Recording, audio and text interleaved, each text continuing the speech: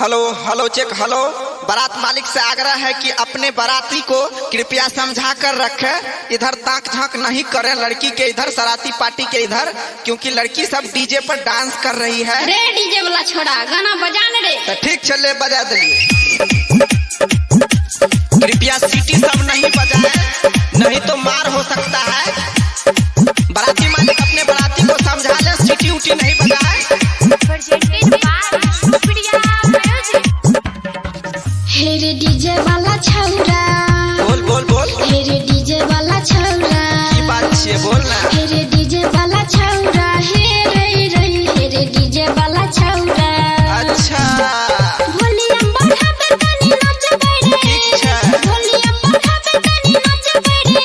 हेरे DJ वाला छौरा, अच्छा बड़ा रह छे। हेरे डीजे वाला छौरा, तू नाच ना हम बनबै छियै। बेसी बढ़ाबे तनी नाचबे रे, भोजपुरी ही गाना पर नाचबे रे।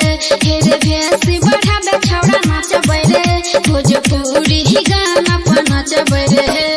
सभी बाराती से अनुरोध है कि लड़की के बीच में आकर नहीं नाचे, नहीं तो पंगा हो सकता है, इसलिए आप सब कृपया शांति बनाए रखें। वाला छौरा हमें नाचबे रे, तनी बेसी बढ़ाबे हमें नाचबे रे। हेरे डीजे वाला छौरा हमें नाचबे रे। दीदी के शादी छिए करने झमेला, खुशी में नाचे छिए सुन हेरे छौरा। नाच ना के रखना छो तोरा। दीदी की शादी छिए करने झमेला, खुशी में नाचे छिए सुन हेरे छौरा। कमर में ओढ़नी कसबे रे, कमर में ओढ़नी कसबे रे।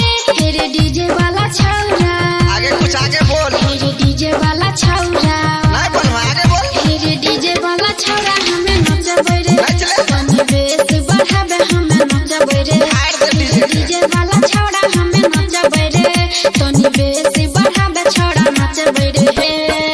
लड़की को देख के कोई आदमी सीटी उटी नहीं मारे, नहीं तो लड़ाई हो सकता है। बारात मालिक से अनुरोध है कि झगड़ा को शांत करके रखें। हमें नाचबे रे, तनी बेस बढ़ाबे हमें नाचबे रे। हेरे डीजे वाला छौरा हमें नाचबे रे। कह छो छोटी रानी करने तो नखरा, कुमारी नीरज तोहर बढ़ जेतो लफरा। आगे तू नाच न कोई लफड़ा के टेंशन नहीं ले।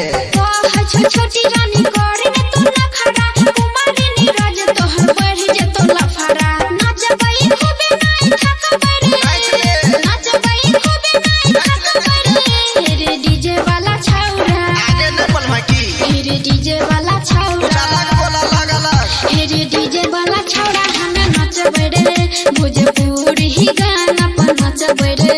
हेरे डीजे वाला छौरा हमें नाचबे रे, भोजपुरी ही गाना पर नाचबे रे।